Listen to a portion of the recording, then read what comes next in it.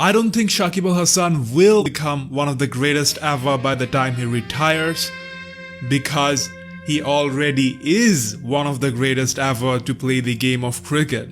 It is about how much more iconic, greater, and more of a timeless inspiration he can become at the end of his cricketing journey. Now, I'm aware that the position that he is already one of the greatest of all times is opposed by many cricket fans. I know that for a fact from all the fan debates and arguments I observe on social medias on a daily basis. Do you compare him to some of the all-rounders of the past? I don't think it's the right thing to do, but he definitely is a fabulous player. And again, as Has said, once his career finishes, he will go down as one of the best players to come out of Bangladesh.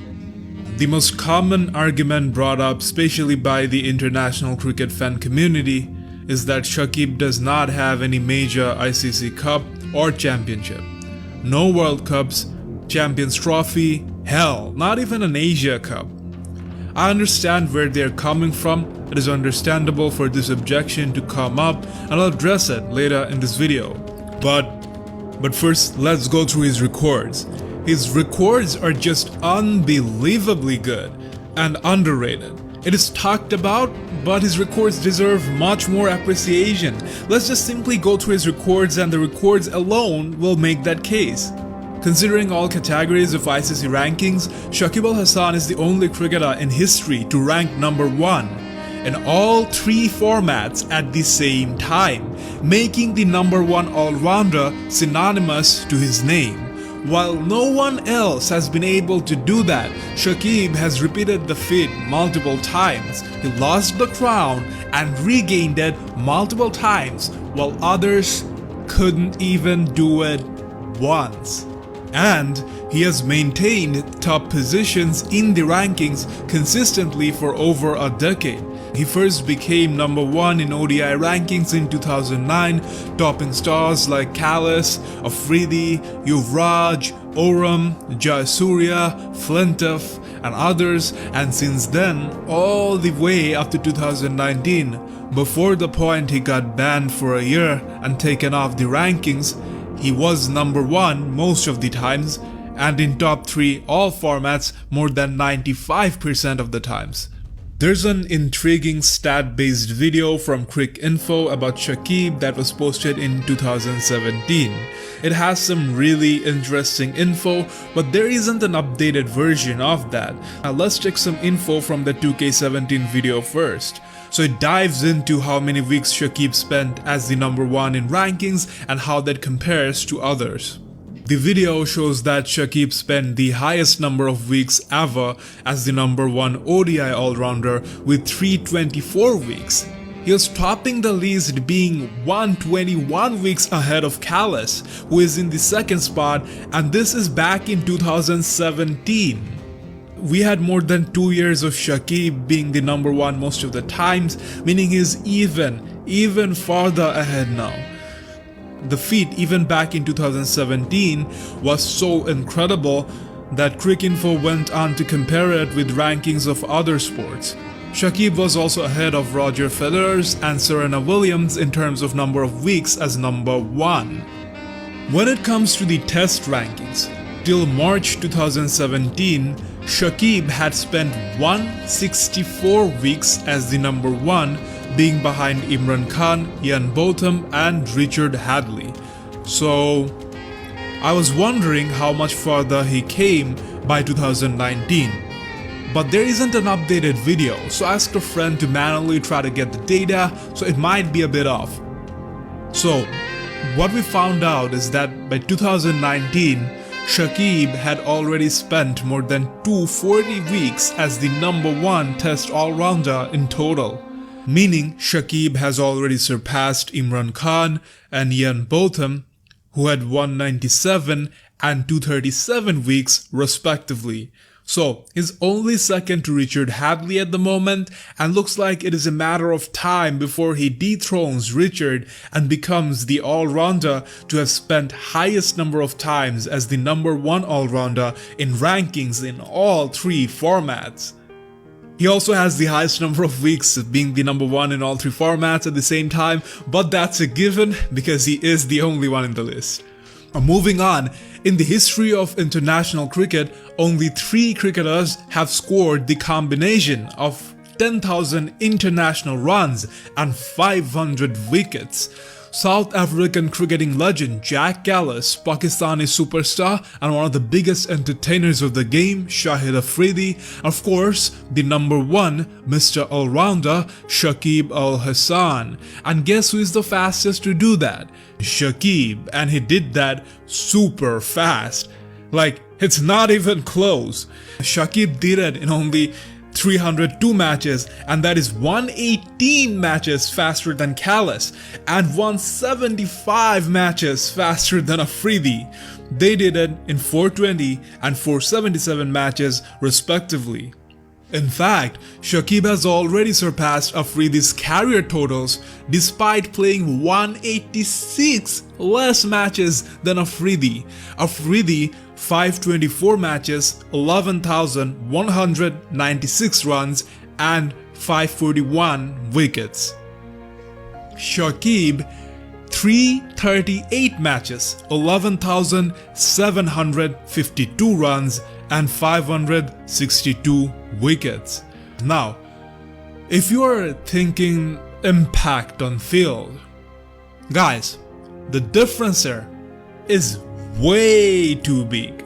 Not 20, 30, 50 or even 100 matches for that to be a decider. He surpassed the numbers with a difference of 186 matches. 186! Let that sink in, brother. And let's talk impact anyway, okay? He is not once in a blue moon game changer. For Bangladesh, he is the game. He is the impact. He is the lead. He has to take the most responsibility going in almost every match. The lead bowler, fielder, batsman, he does it all under tremendous pressure. And here's one of many amazing facts to back that up. Shakib Al Hasan is the only player in World Cups to be at the same time the highest run scorer and the highest wicket taker for their country. And why wouldn't he be? Shakib is the only one in World Cups to have hit the double of 1,000 plus runs and 30 plus wickets. He is also the only in World Cup history to have scored 600 plus runs and take 10 plus wickets in a single edition of WC. He's only the second after the greatest batsman of all times, Sachin Tendulkar, to score 7 half-centuries in a single edition. He's only the second after Yuvraj Singh to score 50 plus run and take a 5-wicket haul in a World Cup match. And Shakib did all that without even getting to play the semis thanks to his outstanding team. The numbers alone makes it spectacular. But the conditions under which he performed like this makes it that many more folds impressive. Hear me out, there's a really interesting story or perspective to this. Because right now, in this case, I'm not talking about the obvious that he is the frontline everything for his team and is always expected to carry his team.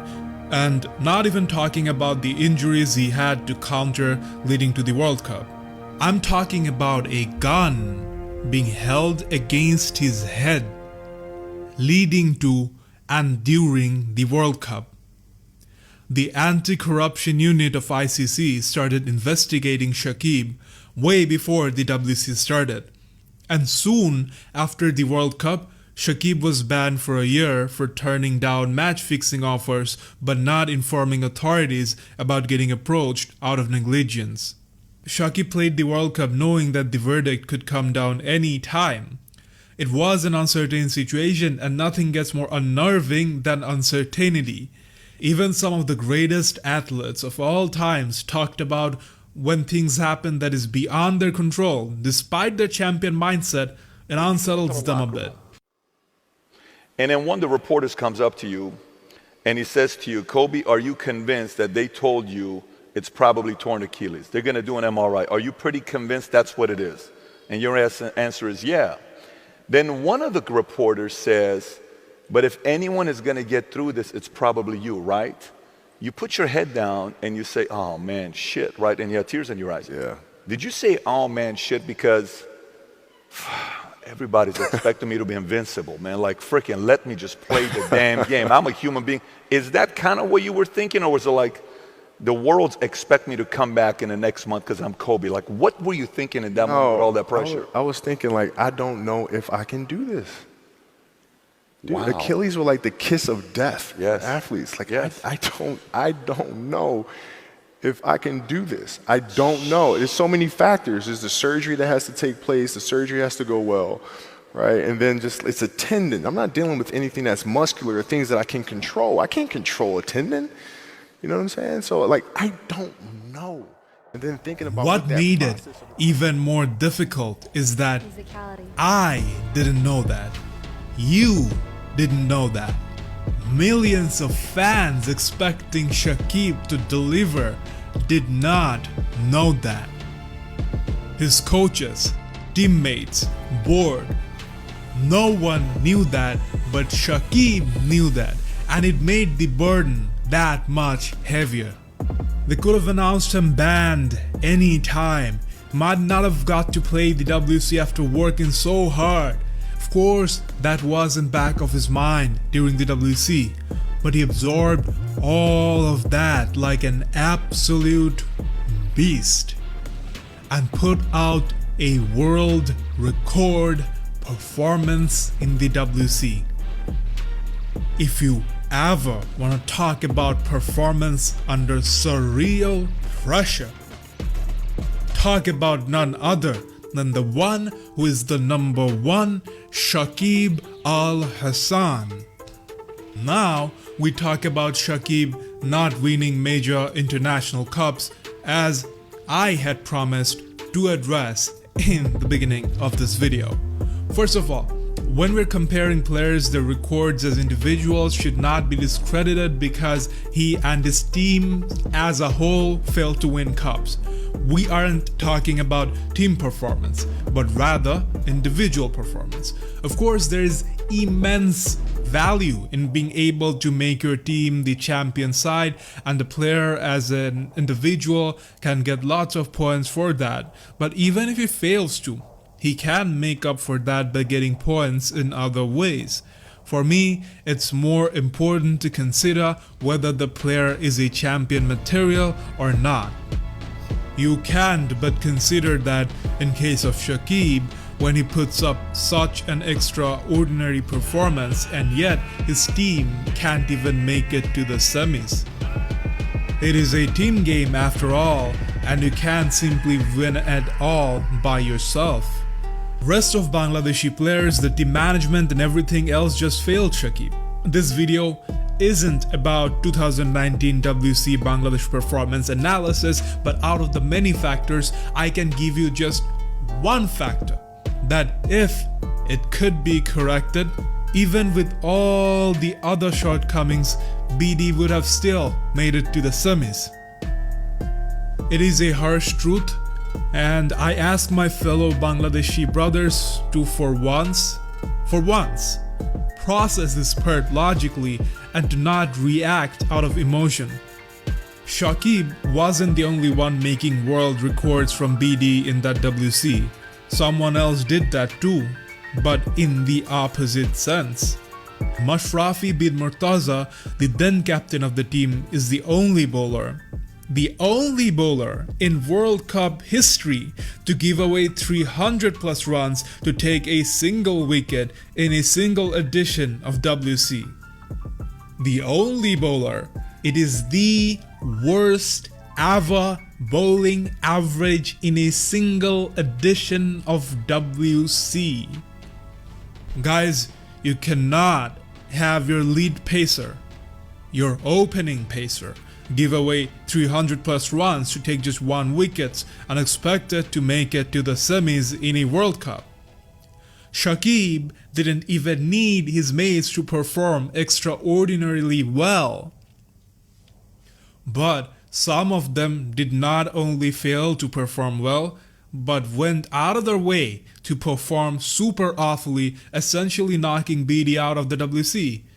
300 for one just takes half away from Shakib's efforts.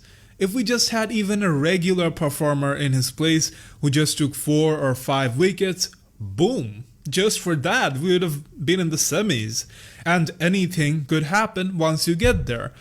But no, we had someone who was clearly unfit to play another WC, who was way past his prime. No disrespect intended to Mashrafi and his contributions to the team over the years, but there's always a right time to step down, no matter how great you are. So what can Shakib do when the team and the fans are so emotional and unprofessional that we have such selections and make such mistakes? It's almost like he has to fight against all the unprofessionalism of his own team while also taking care of the opponents. Now this is my actual argument as to why the problem is with his team, not him, and why he indeed is a champion material.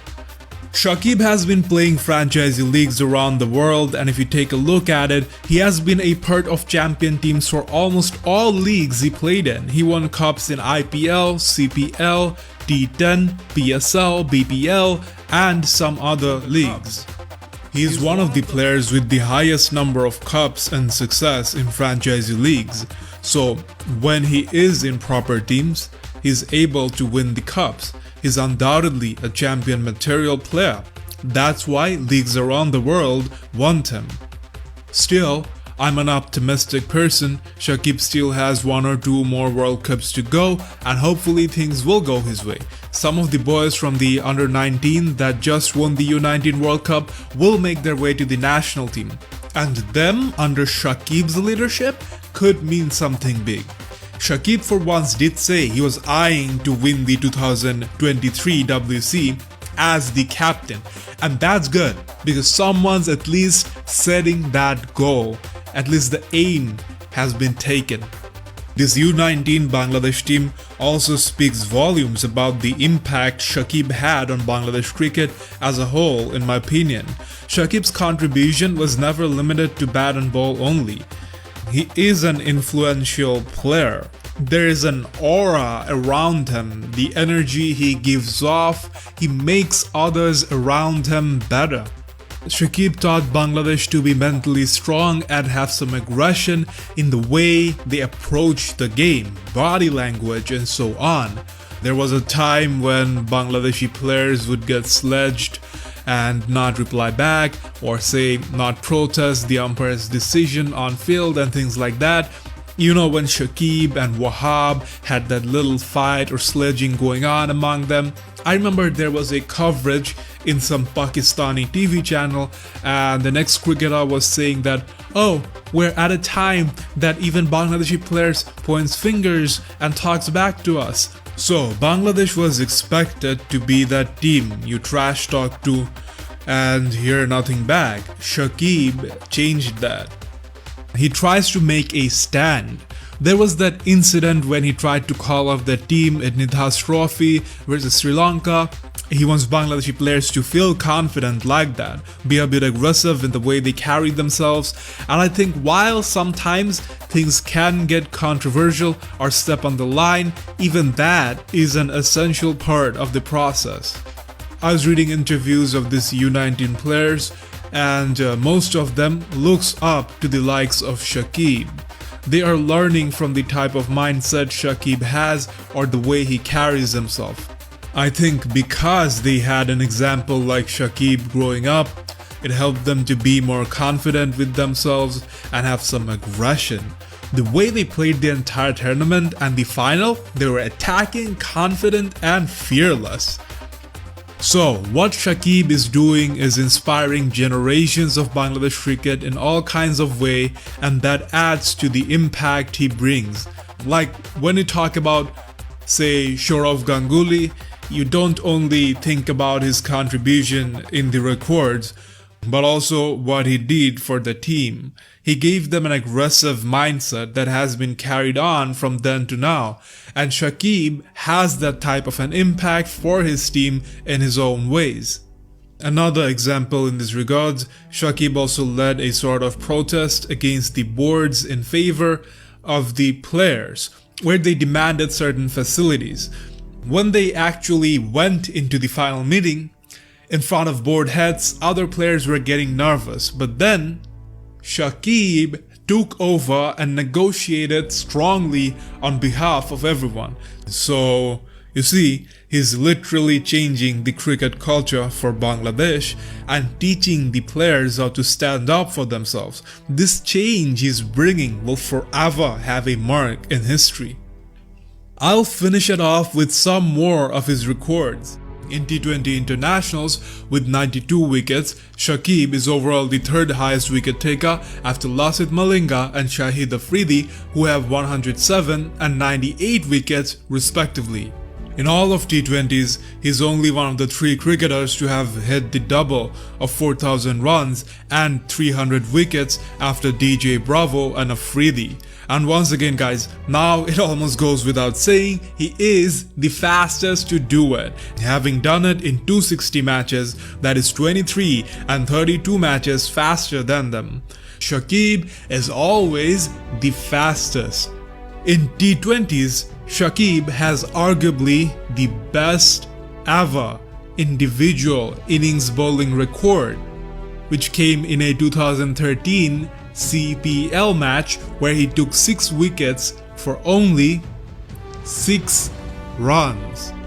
Shakib also has the 5th best bowling figure in an innings in Big Bash. Playing for Melbourne Renegades, he took 4 wickets for 13 runs only. In BPL, Shakib has owned the man of the tournament thrice, while no one else has been able to win it more than once. Moving to the test format, Shakib is again the fastest to score 3,000 plus runs and take 200 plus wickets, surpassing the likes of Botham, Flintoff and Kapil Dev.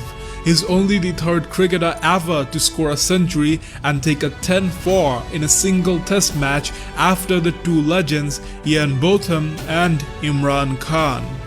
Shakib didn't get to play a lot of matches against all top teams, but he proved himself in limited opportunities versus all. He scored a double 100 versus New Zealand in New Zealand.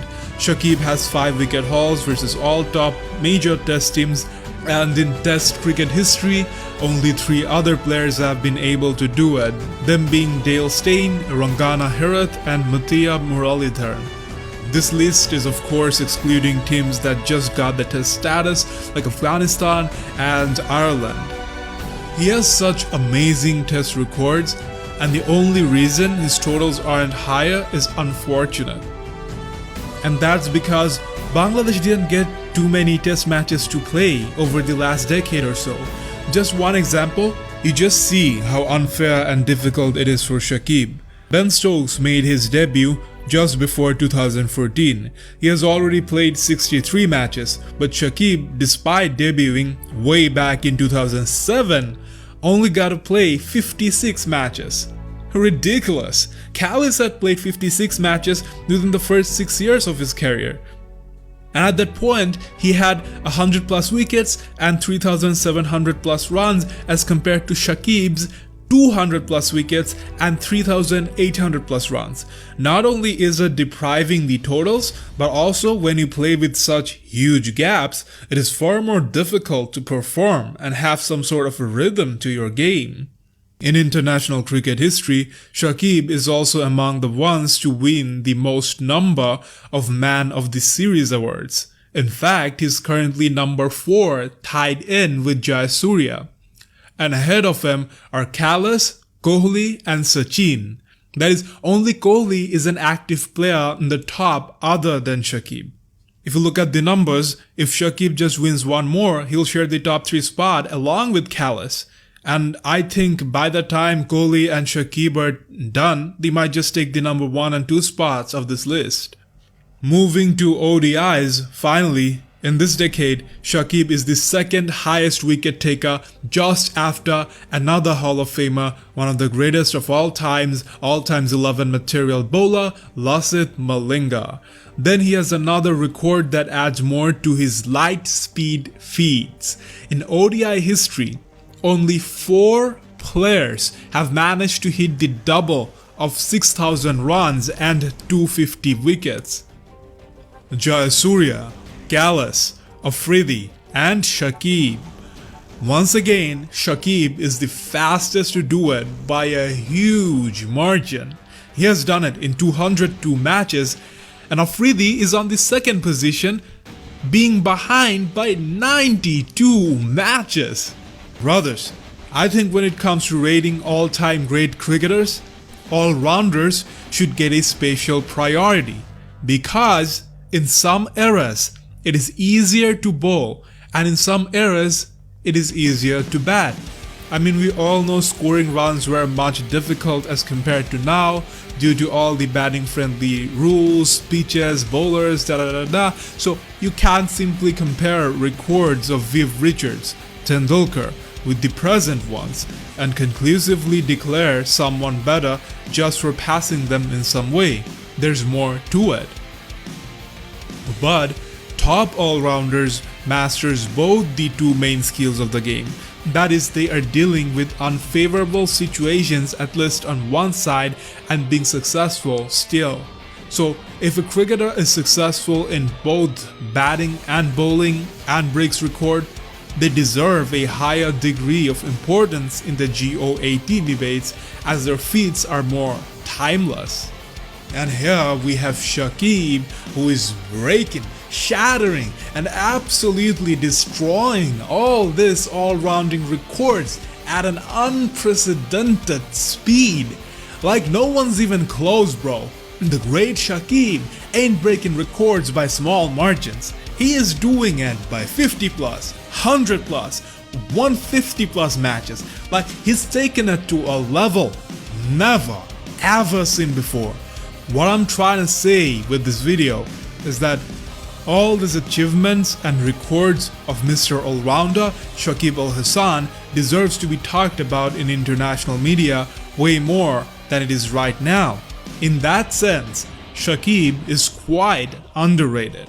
We always see Virat Kohli's stats of crossing records all the time, and by the way, he is my current favorite batsman. I've no problem with that. I'm just saying, Shakib too deserves that level of recognition. Not many people internationally are even aware of all these records, but as true fans of cricket, we should be. We talked mostly about Shakib's records in this video, and still here we are, such a long video. That is how it be when we talk about legends. With all that, it goes without saying, Shakib Al Hasan is already one of the greatest cricketers ever. That is objective, that is a fact, and anyone who says otherwise is simply wrong and ignorant about it. Thanks for watching this video. If you enjoyed it, I invite you to be in touch with me by liking and following the page. I'll be posting cricket videos from time to time. Other than that, there are also contents on entrepreneurs, athletes, and successful people of different fields that I'll hopefully find valuable as well.